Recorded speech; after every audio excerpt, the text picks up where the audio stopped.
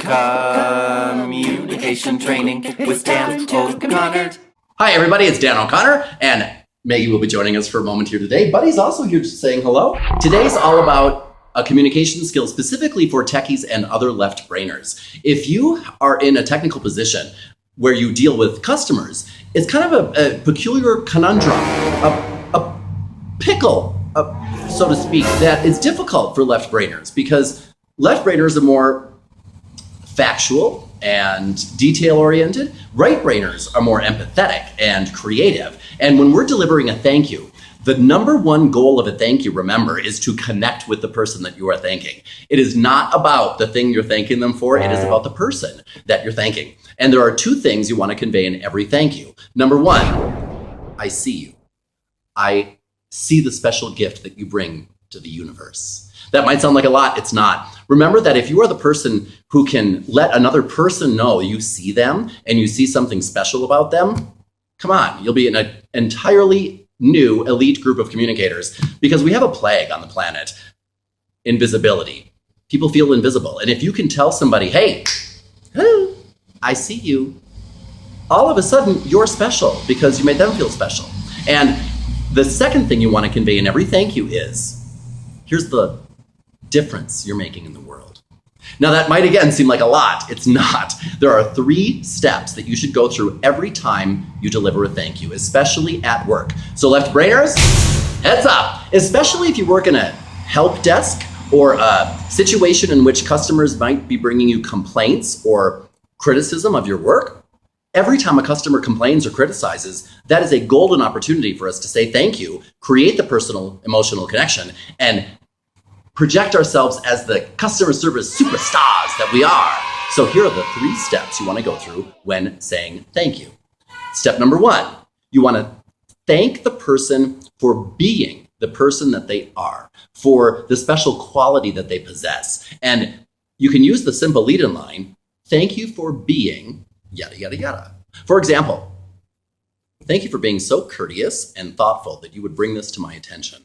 Thank you for being so patient that you would wait 5 minutes simply to bring this to my attention. Or if it's at home, thank you for being so loving and patient with me that you would yada, yada, yada. Thank you for being so giving.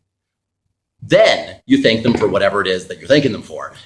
Thank you for being so patient and loving with me that you would listen to what I have to say when you were harboring such a big issue yourself. Or thank you for being so thoughtful that you would take the time to come during your lunch break and clean the house. If you're talking to a customer, thank you for being so courteous and thoughtful that you would take the time to bring this to my attention. Or thank you for being so courteous and patient that you would wait 5 minutes to bring this to my attention. Once you've done that, you've thanked them for being the person, and then you thanked them for whatever it is that they did. Then you want to thank them or let them know what difference they made in the universe, what legacy they're leaving on the planet.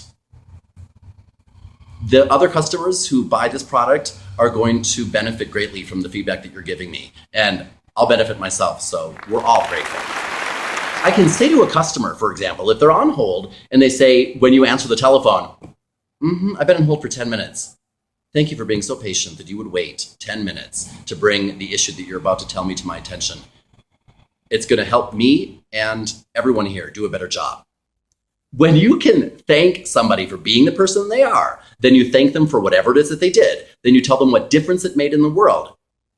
Sweetheart, thank you for being so loving and kind that you would sacrifice your break time to come home and clean the house for me so that when I came home, it's clean.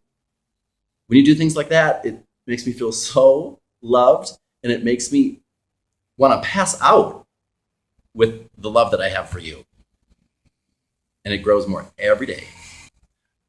Or at work.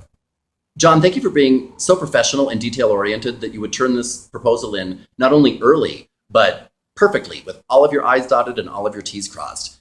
It's going to make a big difference in today's meeting, and we'll all be grateful that you put in such time and dedication to this project. When you can go through the 3 steps, thank you for being the person who did this, and here's the difference it made, you will be a customer service superstar. Why? Because you're communicating from the right-hand side of the brain to the right-hand side of the brain. And remember that when you're delivering a thank you, that's the point. It's to connect with the other person.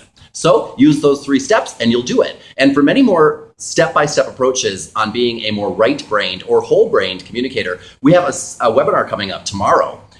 Well, it's tomorrow for me. If you're looking at this in the future, it'll be the past. But it's October 7th, 2014. And no fear if you missed it, because you can go to our website, danO'ConnorTraining.com, and download the recorded version. And then you can watch that at your leisure with your staff, and everyone can learn something, have a good time. You can have a good old-fashioned lunch and learn, and bring up your customer service level a notch just by changing a few words here and there. Remember, you will deliver the same level of customer service tomorrow if you use the same language that you used today.